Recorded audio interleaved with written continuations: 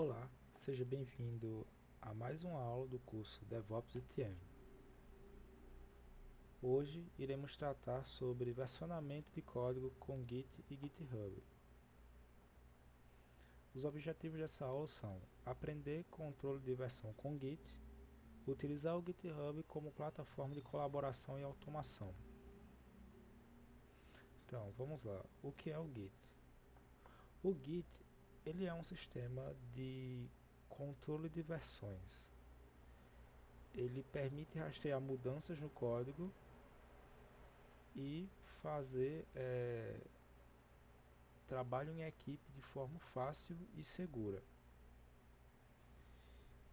E daí vem a pergunta, por que usar controle de versão? Primeiro, porque fazendo isso nós temos o histórico de mudanças para cada arquivo. Então nós vamos conseguir navegar entre as versões de um arquivo de forma a selecionar qual versão a gente quer utilizar.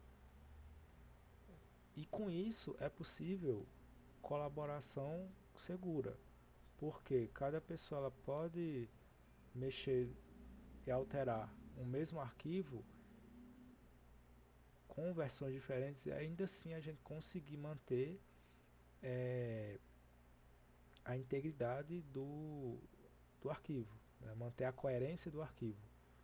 E com isso a gente consegue fazer uma reversão rápida de erros, e isso aqui, o versionamento é a base para CI/CD, que vai ser visto mais à frente. E nós temos aqui o versionamento básico de arquivos, certo? Essa figura ela demonstra quais estados um arquivo ele pode estar de acordo com o Git, certo? Então, primeiro nós temos duas classificações, que é Untracked e Tracked. Untracked significa que o sistema de versionamento não está versionando aquele arquivo. Já em Tracked significa que o arquivo ele está sendo rastreado, ele está sendo versionado. E como que funciona a navegação entre cada um desses estados, né? Primeiro, a gente vai ter o Untracked. Então imagina que você criou um arquivo e você não adicionou esse arquivo ao versionamento. Você vai fazer essa adição com o comando, mas por hora a gente vai chamar só de add file, onde a gente vai transformar esse arquivo em staged. Ou seja, as mudanças agora estão sendo rastreadas para o sistema de versionamento. E digamos que você terminou de fazer as modificações que você queria no arquivo e agora você quer salvar aquele ponto do arquivo como se fosse um checkpoint. A isso nós damos o nome de commit. Então você vai fazer um commit e você vai criar um checkpoint naquele ponto no tempo de alteração do arquivo. Então a partir desse ponto você pode voltar para esse ponto, para esse checkpoint, né, que posteriormente vão ter vários checkpoints. Então você escolhe qual você quer voltar se preciso. E a gente, por algum momento, a gente precisa editar o arquivo, né? E aí quando você edita o arquivo, ele sai de committed para modified, e depois você faz o mesmo esquema de add, e aí ele ele volta para staged, né? Então você fica nessa questão de modifica, comita, aí volta para staged, modifica, comita, volta para staged, e assim você vai criando checkpoints de versionamento do seu arquivo, né? E aí aqui em um projeto grande serão vários arquivos. E quais são os comandos básicos do Git? O Git ele é você pode utilizar ele tanto como interface gráfica ou como CLI, né, pelo terminal. E os comandos básicos são git init, para a gente criar um repositório. E um repositório aqui nada mais vai ser do que uma base do nosso sistema de versionamento. A gente vai ter o git clone para copiar um repositório remoto. A gente vai ver o que é um repositório remoto quando a gente for falar sobre GitHub. A gente tem o git status, que verifica o status das mudanças. Então a gente consegue ver quais arquivos estão em staged, quais arquivos foram modificados. A gente tem o git add, que é justamente pegar um arquivo modificado e colocar ele em staged, para depois fazer o commit, que logo abaixo é o comando em seguida, que funciona da seguinte forma, git commit "-m" e a mensagem do checkpoint que você quer colocar ali. Então cada checkpoint ele vai ter uma mensagem indicando o que é que foi feito ali. E aí essa mensagem ela pode ser feita de várias formas. Existem boas práticas também para escrever mensagens de commits melhores, certo? Mas basicamente o que o git commit faz é salvar uma versão. E a gente tem o git push ou git pull, que tem a ver com repositório remoto, que uma vez que você criou um checkpoint, salvou suas alterações de um arquivo, você pode enviar esse checkpoint para um repositório remoto. E assim como você pode enviar, você pode baixar um novo checkpoint. Então digamos que você e seu amigo estão trabalhando em um mesmo arquivo, e o seu amigo agora ele tem um novo checkpoint, e ele quer que você tenha esse checkpoint localmente na sua máquina. Você vai utilizar o comando pull para ter essas alterações.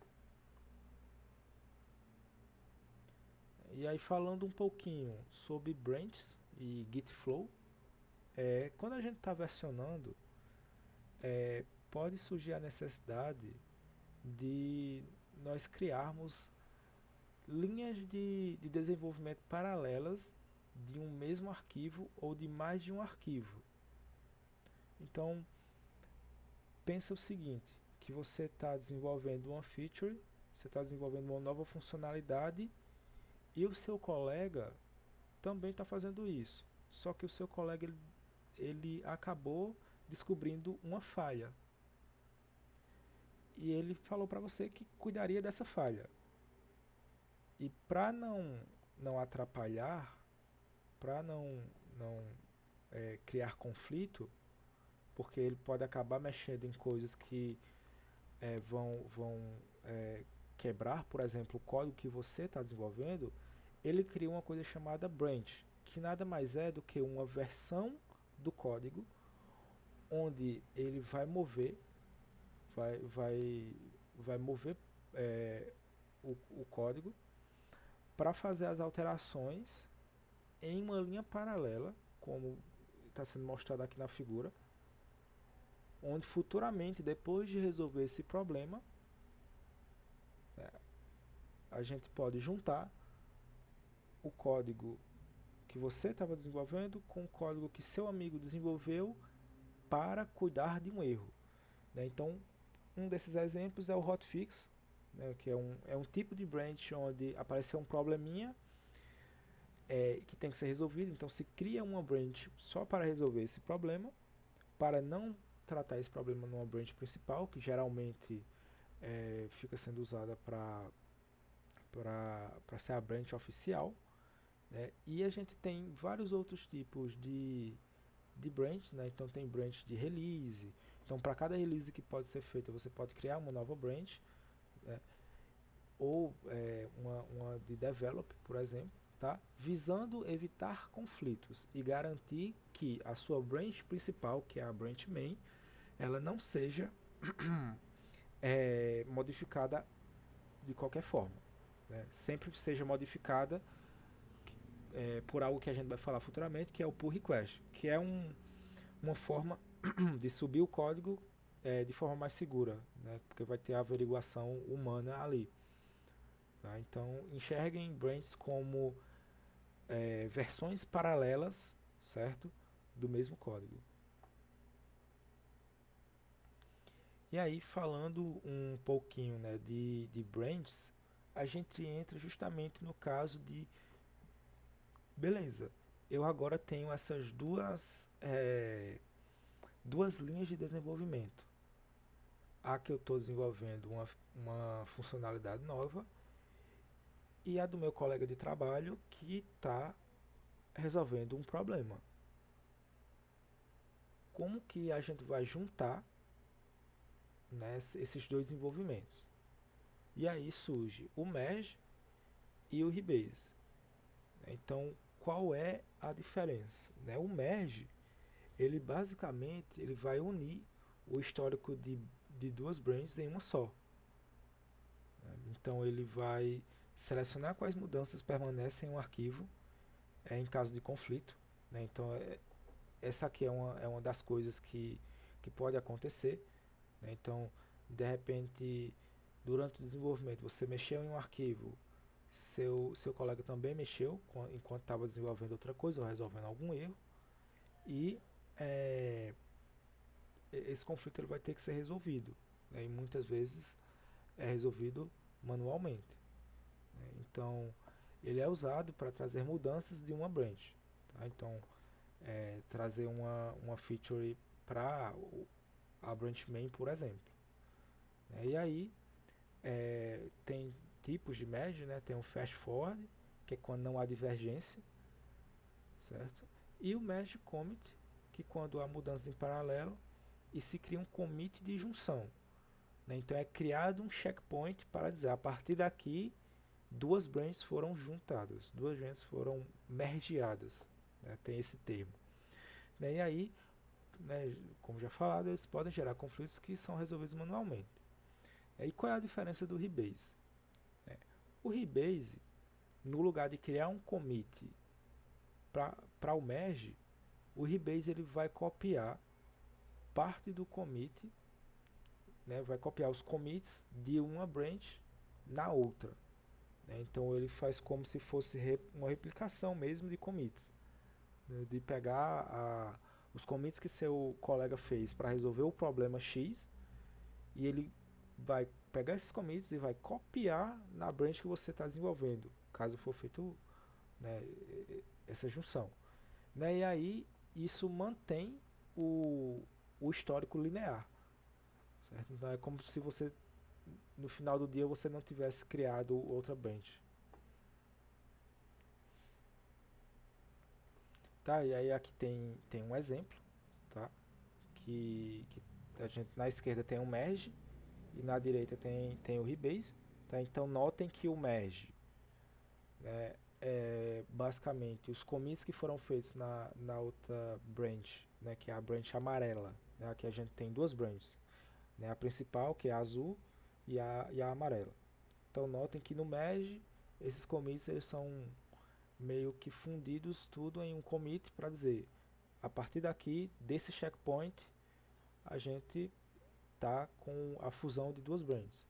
Já o rebase é aquilo que eu falei, ele replica os commits. Então ele vai pegar os commits da branch amarela e vai simplesmente colocar de forma linear no pipeline de commits que a gente já tinha, no histórico de commits. Tá, e aí agora, falando um pouco sobre o GitHub, que ele é uma plataforma onde a gente consegue subir né, as mudanças que nós fizemos em arquivos. Né? Então, o repositório local que a gente criou com o GitHub, com o Git, a gente consegue colocar no GitHub, mas existem outras ferramentas além do GitHub, como o GitLab, por exemplo, onde são ferramentas que têm integração com o Git. Daí você consegue ter uma forma mais visual de ver o gerenciamento de versão do seu projeto.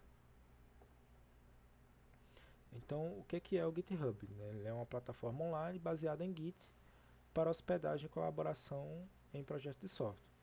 Tá? As principais funcionalidades: hospedagem de repositório público e privado. Né? Então, o repositório, a gente vai ter repositórios locais e repositórios remotos, como é no caso do GitHub. E a gente traz a colaboração com pull requests, que nada mais são do que uma forma de você fazer um merge, só que esse merge ele vai ter que passar pela aprovação de mais de uma pessoa. Né? Então, você vai convidar seus colegas de trabalho para analisar a fusão do código que está sendo feito. Tá? E aí tem diversas outras funcionalidades, mas por que usar? Primeiro de tudo, centraliza o código do projeto.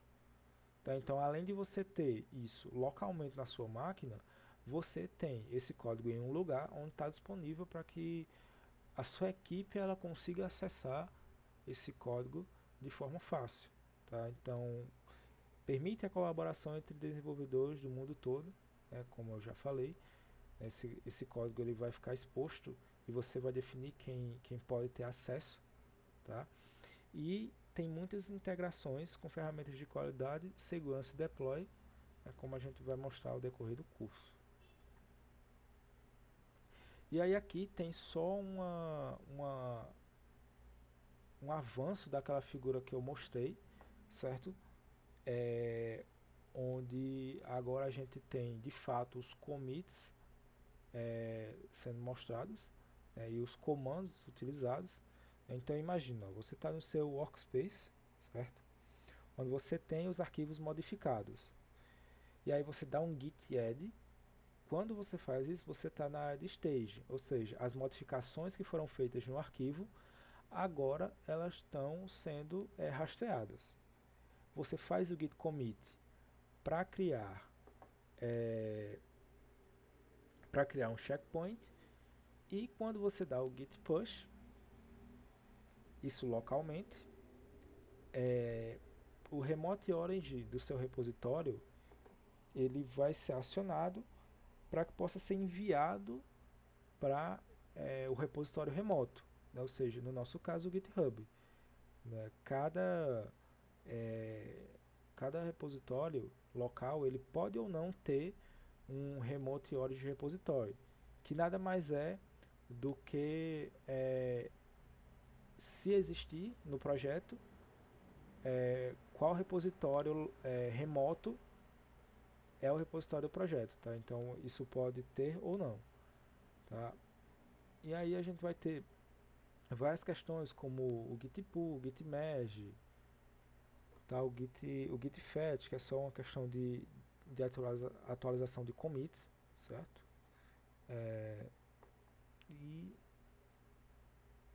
entrando um pouquinho aqui de forma rápida do que são pull requests, issues, tags e releases lá no GitHub.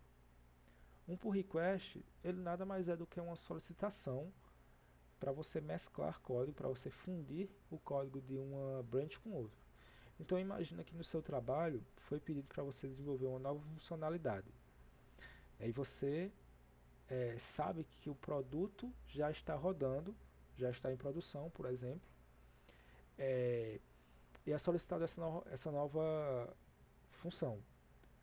Dito isso, você vai criar uma nova branch, vai desenvolver a sua funcionalidade e quando terminar, você vai fundir seu código com o código da branch de produção.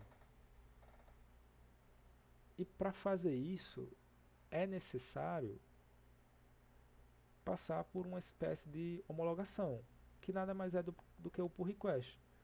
É uma solicitação formal para cada arquivo de código ou para qualquer arquivo que tenha sido mudado, onde vão ser listadas quais mudanças foram feitas, linha a linha, e também se há conflitos ou não. E aí, nesse pull request, você vai ter que colocar aprovadores, que são pessoas que vão ter um conhecimento melhor sobre o sistema, para elas apontarem melhorias, né, e aí elas vão poder comentar linha a linha o seu código, e isso vai ser retornado para você dentro do GitHub. Se houver, por exemplo, você nomeou uma variável errada, seu colega vai lá e cria um comentário, a variável precisa começar com letra maiúscula, por exemplo, algo desse tipo. Isso chega para você no e-mail e, né, você vai cuidando. Então nada mais é do que uma solicitação formal para juntar esse código. E uma issue, pessoal, ela nada mais é do que um relato, certo, de bug ou para sugerir novas funcionalidades. Então você pode abrir uma issue no seu projeto lá no GitHub, tem uma aba para isso, onde você vai abrir essa issue que ela vai ficar lá até ser resolvida, né? Então ela vai ter um status também para ser fechada, para ser resolvida. Tá? A gente tem a tag, tá? E o que é a tag, pessoal? A tag ela é um marcador que geralmente ela é utilizada para versionar, certo? Só que versionar não no sentido do Git, mas versionar no sentido de versão 1, versão 2, sobre todo o código. Tá? Então é como se você desse uma versão inteira para todo o código. Tá? E aí é um marcador que você pode utilizar para fazer o que a gente chama de release, né? Que aí nada mais é do que um conjunto de alterações que vão estar agrupadas baseadas numa tag.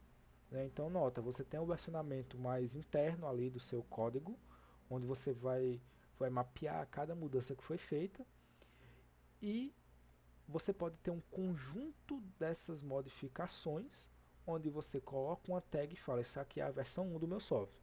Então não importa quantas mudanças você fez, por exemplo.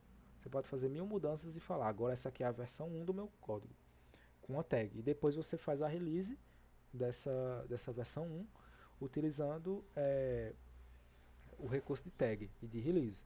E aí, fiz uma modificação, correção do bug. Agora, por exemplo, é a versão 1.0.1 do meu software. Tá? Então veja que é um versionamento um pouco maior, certo?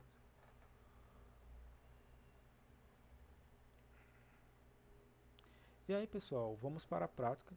O material vai estar disponível no link da descrição, onde a gente vai deixar um material com essa parte teórica e também com a parte prática.